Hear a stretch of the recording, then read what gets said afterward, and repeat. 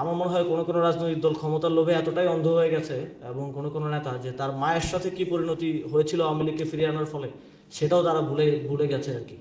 তো এই জায়গাগুলোতে আমাদের মনে হয় যে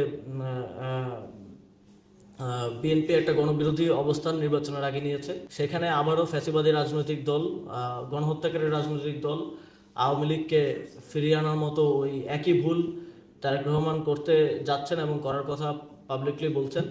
তো আমরা আমাদের পক্ষ থেকে, জাতীয় নাগরিক পার্টির পক্ষ থেকে স্পষ্টভাবে বলতে চাই যে এই ধরনের চেষ্টা যদি কেউ করে তাহলে আমরা জনগণকে সাথে নিয়ে রাজনৈতিকভাবে সেটার জবাব দিব।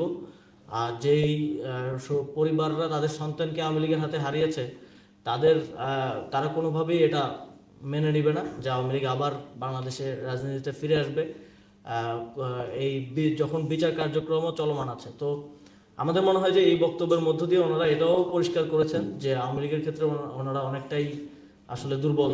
এবং এটা আরেকটা শঙ্কার উদ্রেক করে, সেটা হচ্ছে আমরা মনে করি না যে বিএনপি ক্ষমতায় আসলে আওয়ামী লীগের যেই গণহত্যা এবং বিগত 17 বছরের দুর্নীতি থেকে শুরু করে যা যা তারা করেছে সেটার কোনোটারই আর বিচার হওয়ার কোনো সম্ভাবনা আছে, কারণ তাদের মধ্যে এক ধরনের বায়াসনেস আওয়ামী লীগের প্রতি আমরা দেখতে পাচ্ছি।